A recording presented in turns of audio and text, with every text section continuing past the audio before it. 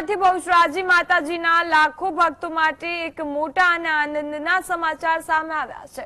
Katosan road Bahucharaji Ranuj broad gauge રેલખંડ પર પ્રથમ વખત 120 કિલોમીટર પ્રતિ કલાકની ઝડપે દોડાવીને સફળ સ્પીડ ટ્રાયલ પૂર્ણ કરવામાં આવી છે।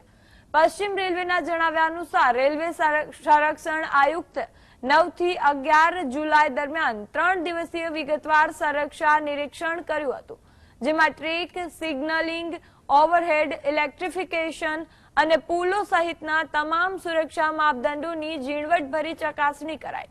હવે અંતિમ સંરક્ષા મંજૂરી મળ્યા બાદ અંદાજે 1000 કરોડ રૂપિયાના ખર્ચે તૈયાર થયેલ આ 63 કિલોમીટર લાંબા રેલખંડ પર ટૂંક સમયમાં જ મુસાફર ટ્રેન સેવા શરૂ કરી દેવામાં આવશે।